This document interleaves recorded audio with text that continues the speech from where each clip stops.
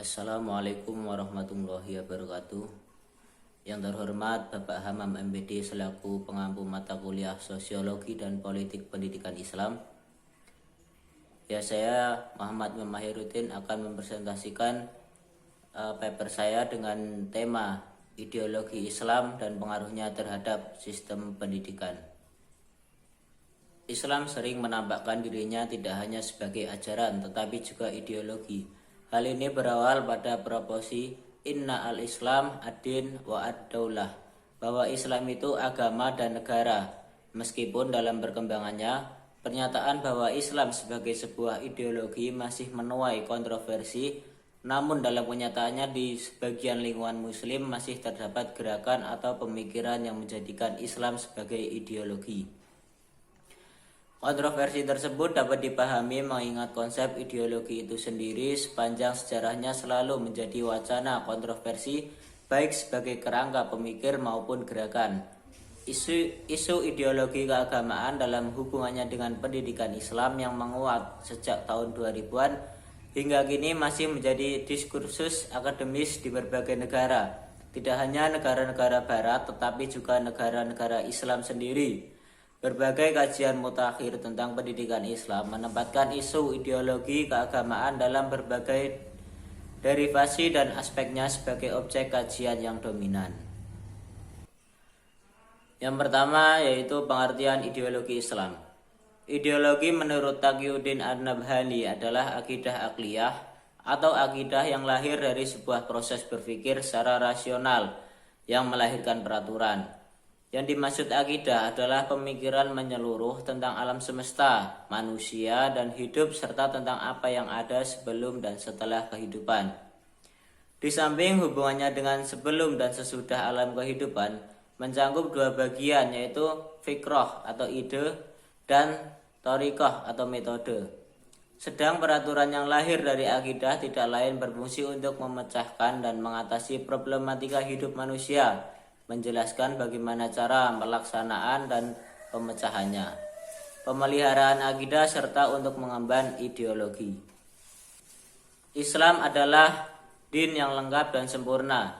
Sebagai ad-din, Islam bukan hanya membahas masalah keakhiratan, tetapi Islam juga membahas berbagai masalah keduniaan seperti pemerintahan, ekonomi, politik, sosial kemasyarakatan, pendidikan, dan sebagainya, yang lazimnya menjadi wilayah ideologi. Karena itu bisa disimpulkan bahwa Islam adalah agama sekaligus ideologi. Menurut Yusuf Qaradawi, ideologi Islam dipahami sebagai pedoman di seluruh lapangan kehidupan material dan spiritual. Dengan demikian, tatkala kita menyebutkan istilah ideologi Islam, sesungguhnya kita telah memelihara substansi Islam itu sendiri, yaitu akidah dan syariah tanpa mengurangi atau menambahinya sedikit pun. Akidah dan syariah itu tetap ada, hanya saja kita meletakkan keduanya dalam kerangka berpikir ideologis untuk menghadapi situasi kontekstual umat saat ini yang menganggap Islam sebagai agama dalam pengertian barat yang sekuler. Yang kedua, syarat-syarat ideologi Islam. Islam adalah agama wahyu yang mengajarkan konsep-konsep ketuhanan yang monoteis atau tauhid.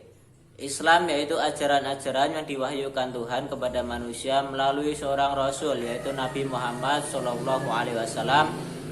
Paham ideologi Salafi berusaha untuk menghidupkan kembali praktik Islam yang lebih mirip agama Muhammad selama ini, yaitu tentang pemurnian tauhid, metode pemahaman terhadap Al-Quran, Allah, serta masalah dakwah dan jihad.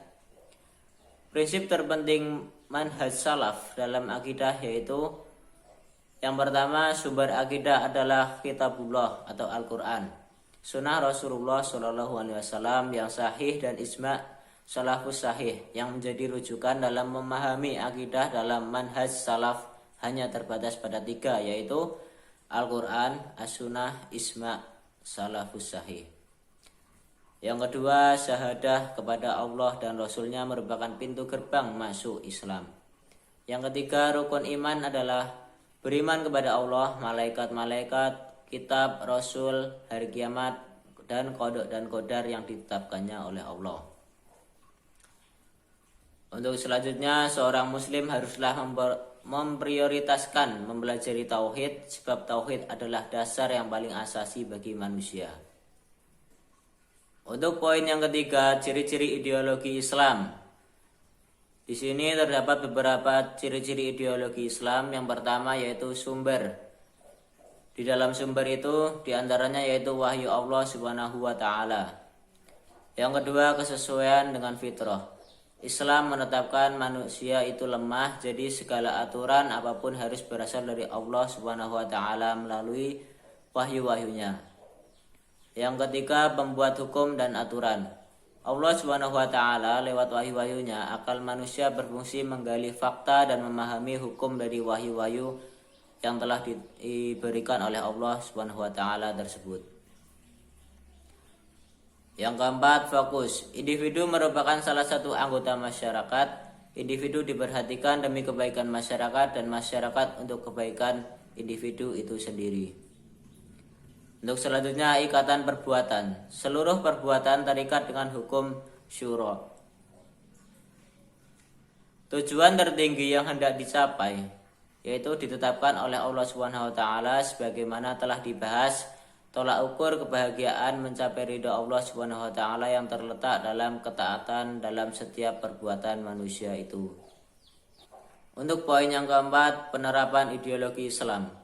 Ideologi Islam mulai dijelmakan dalam sistem pemerintahan Islam sejak tahun 622 Masehi di Madinah oleh Rasulullah SAW. Sepanjang riwayatnya, ideologi ini mampu memberikan solusi dan kemakmuran bagi masyarakatnya. Namun ideologi Islam tak lagi ditetapkan sejak 3 Maret 1924 saat runtuhnya Khalifah Turki Utsmani. Sejak saat itu Islam sebagai ideologi tak lagi ditetapkan secara menyeluruh. Untuk poin yang kelima yaitu pengaruh ideologi Islam dalam sistem pendidikan. Pergulatan internal antar kelompok keagamaan dalam Islam yang melibatkan lembaga pendidikan sesungguhnya bersifat laten. Laten karena memiliki akar sejarah yang panjang, meskipun memiliki intensitas, pola, dan kompleksitas yang berbeda. Dalam konteks Indonesia, pertentangan ideologis yang disemaikan dalam lembaga pendidikan sesungguhnya memiliki akar sejarah sejak abad ke-20 antara Perserikatan Ulama, Muhammadiyah, dan Persis di satu sisi, dan Nahdlatul Ulama di sisi yang lain. Kondisi ini masih berlanjut dan semakin kompleks, tidak hanya melibatkan hubungan negara dengan pendidikan Islam, juga pluralitas gerakan keagamaan dengan berbagai orientasi ideologis dan kepentingan yang beragam.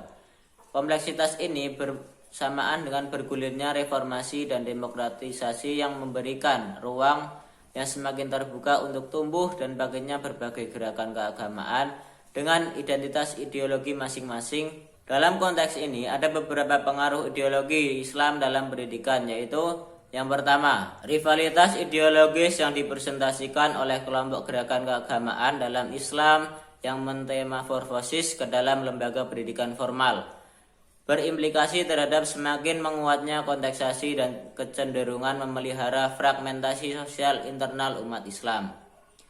Yang kedua, mengingat pendidikan Islam berada di bawah kontrol kelompok keagamaan, madrasah dan sekolah Islam diasumsikan lebih merepresentasikan ormas penyelenggara ketimbang ekspektasi masyarakat dan misi akademisnya.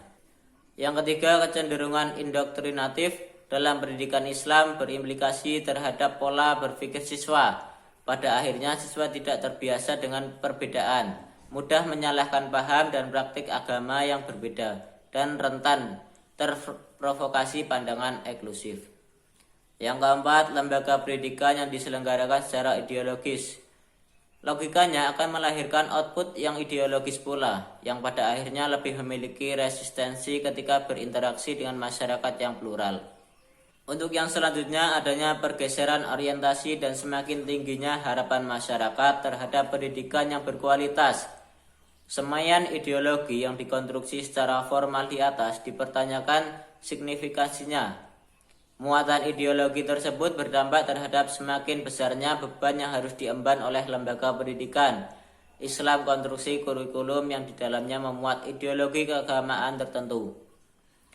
Memunculkan asumsi bahwa kurikulum madrasah dan sekolah Islam belum sepenuhnya didasarkan pada aspek sosiologis dan pelibatan stakeholder.